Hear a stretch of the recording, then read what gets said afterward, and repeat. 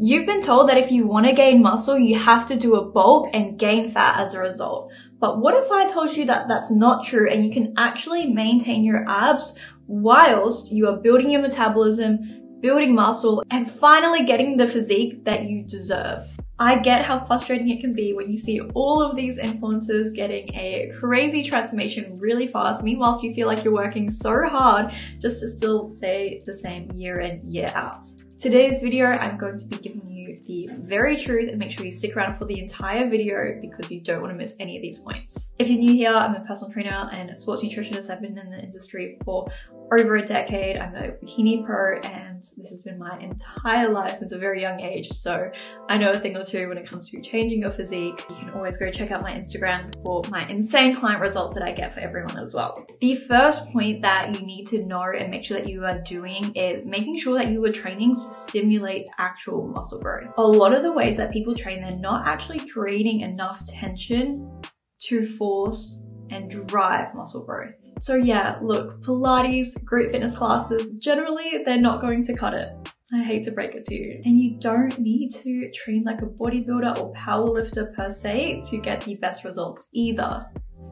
What you do need to make sure that you're doing is you're following a training program that's customized to you and your physique, because your muscle bellies are going to be very different to someone else's that you see on Instagram. You following their workout won't necessarily get you the best results. You need to make sure that you're following a training program for months at a time and that you're tracking your training. What we don't track, we can't control and we can't improve on. So make sure when you're training, you're breaking down those muscle fibers. Step 2, nutrition without the bulk. You only need a small calorie surplus, not a calorie explosion. Don't go through a dirty bulk. Don't use the fact that you're bulking as an excuse just to say effort and to stop doing your cardio and to get really lazy when it comes to your food behaviors. You should still be doing your meal prep. You should be still prioritizing your protein. You only need a small surplus. When you finish your fat loss phase and you go into your build phase, start reverse adding your calories up to even just maintenance. You can still pull in for a period of time and still get leaner whilst you're building your calories. Because if you've done things correctly and you haven't dieted super harshly and your calories are still high enough, you should still feel really good to be able to build your way up to maintenance. And then from there, then you can even do small 20, 50 calorie increases at a time. You don't need to do these massive 500 calorie increases that everyone says online. Trust me, I know I've built up hundreds and hundreds of clients' metabolisms up over the years. A lot of people come to me from a previous coach where they've done like a really hard dieting phase, and then I need to do the work to build up the metabolism, which is fine. The great thing about our metabolism is that it is really adaptable over time to the calories that we give it. But it just means if you spent a lot of time dieting, we need to slowly increase your calories. And the harsher that you spent in your past dieting, the slower rate that we actually need to reverse diet. Number 3, we need to go through strategic phases. You cannot diet for 365 days a year, and I don't necessarily always recommend reverse dieting or building or bulking for 365 days of a year. You need to have it all mapped out. Periodization is so important. You need to know how long your phases are, and if you don't, that's okay. Hire a coach and they can work that out for you as to what's going to be best for yourself. But you need to have a time frame for your cut.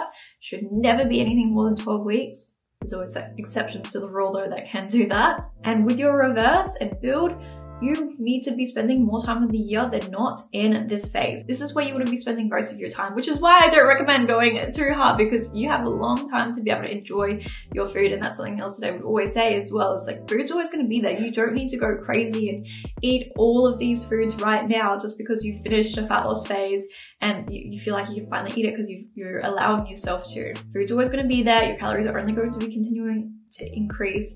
If you want something, track for it and put it in first. Something else that I really want to mention as well, especially for the ladies, is that you are not going to get bulky from doing this. The goal is to create a feminine hourglass physique. We don't need to build tons of muscle like a bodybuilder. You don't need to work out your chest to get crazy caps delts. We want to create that hourglass physique where you have small waist and you have that appearance of a toned physique. But you still have to go through this cut and build phases like you would as if you were a bodybuilder. We just don't need to take things to that extreme.